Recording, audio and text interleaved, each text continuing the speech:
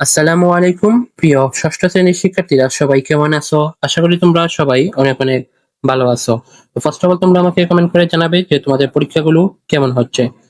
তো প্রিয় ছাত্ররা, আজকের ভিডিওতে নিয়ে আসলাম বাংলাদেশ ও বিশ্ব পরিচয় এই বিষয়ের তৃতীয় একটি নমুনা প্রশ্নপত্র এবং উত্তরপত্র।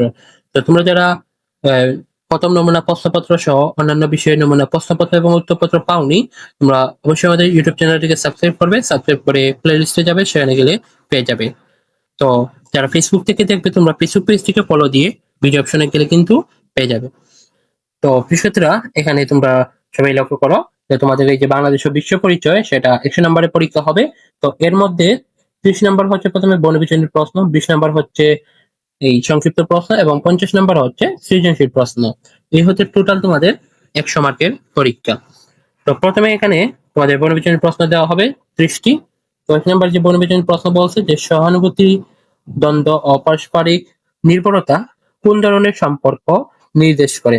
তো এখানে জাস্ট আমি তোমাদের বনবিচারের প্রশ্নের অ্যান্সার গুলো বলে দিব এবং ভিডিওর শেষে অথবা ভিডিওর মাঝে এই নমুনা প্রশ্নপত্রে উত্তরপত্র তোমরা কিভাবে সংগ্রহ করবে সেটা আমি তোমাদের বলে দিব।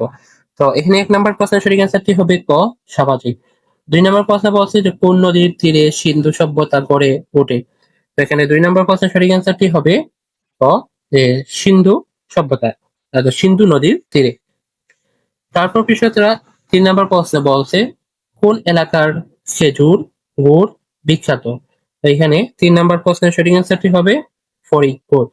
তারপর হচ্ছে 4 নাম্বার, যে সোনারগাঁয়ের মসলিন শিল্প বিকাশ লাভ করেছিল।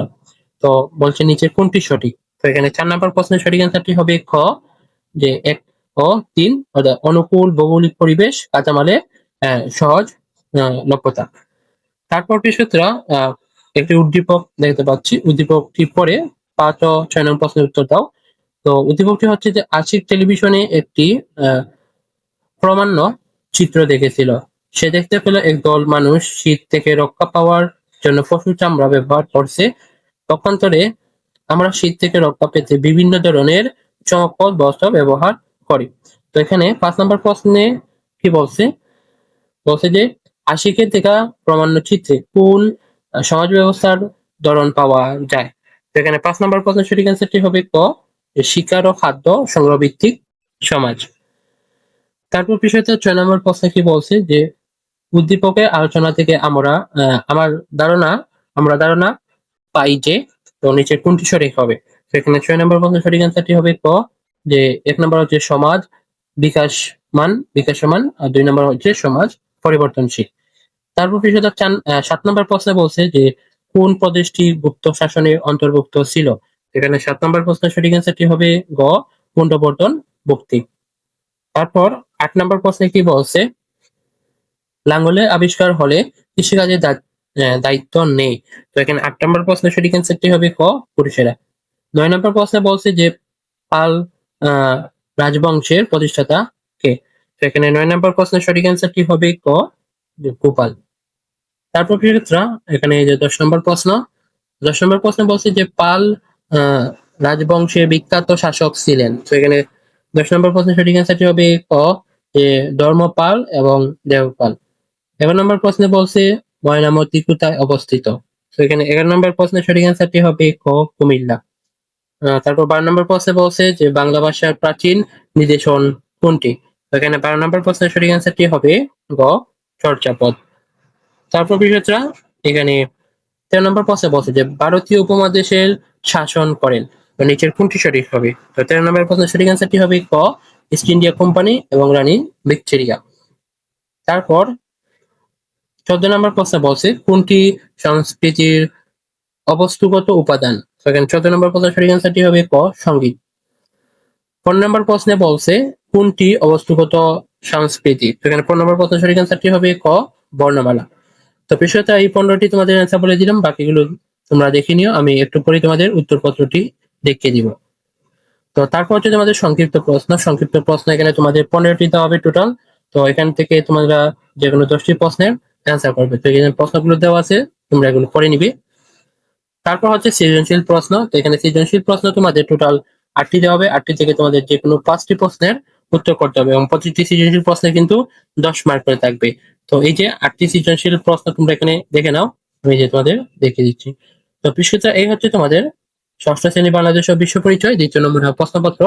তো এখানে আমি তোমাদের বলে দিব যে উত্তরপত্র তোমরা কিভাবে সংগ্রহ করবে, তার জন্য ছোট্ট একটি ভিডিও দেখাচ্ছি, তোমরা সেটি লক্ষ্য করো। তো বিশেষত এখন আমি তোমাদের দেখিয়ে দিচ্ছি যে কিভাবে তোমরা এই যে নমুনা প্রশ্নপত্র এগুলোর পিডিএফ তোমরা কিভাবে সংগ্রহ করবে। তো সবাই মনোযোগ সহকারে স্ক্রিনে লক্ষ্য করো।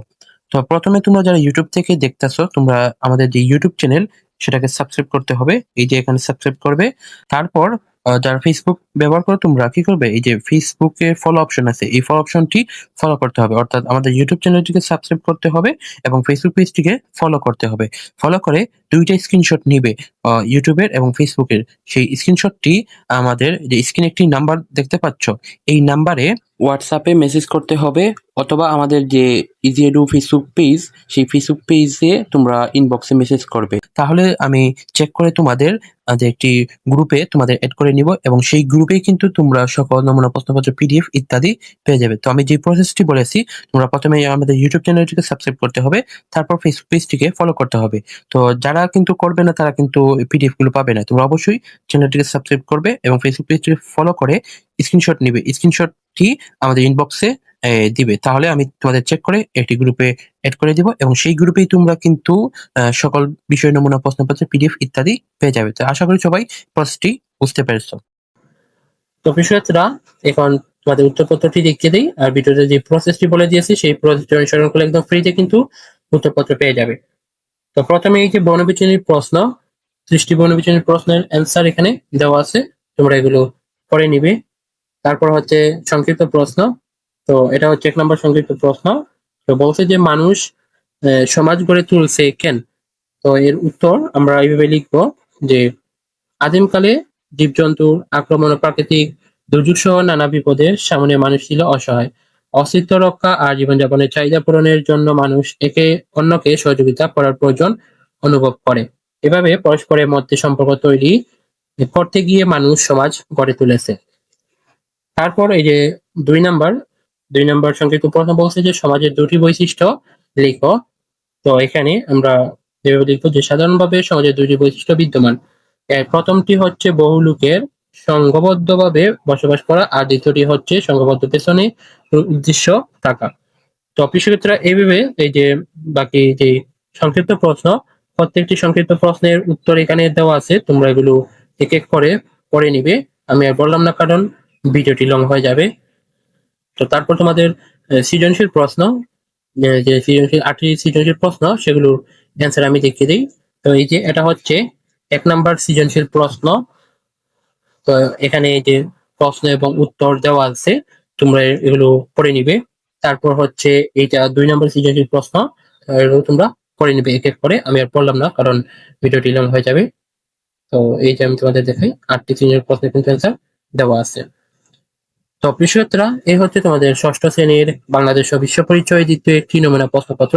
তো তোমরা যারা এখন আমাদের চ্যানেলটিকে সাবস্ক্রাইব করোনি, দ্রুত সাবস্ক্রাইব করে প্লে লিস্টে যাও, সেখানে গেলে কিন্তু সকল বিষয় নমুনা প্রশ্নপত্র এবং উত্তরপত্র পেয়ে যাবে। আর যারা ফেসবুক থেকে দেখবে, তোমরা ফেসবুক পেজটিকে ফলো দিয়ে ভিডিও অপশনে গেলে কিন্তু এগুলো পেয়ে যাবে। তো প্রিয় শিক্ষার্থীরা, এই ছিল আজকের ভিডিও। সবাইকে নেক্সট ভিডিও দেখার আমন্ত্রণ জানিয়ে আজকের ভিডিও এখানে শেষ করছি। আল্লাহ হাফেজ।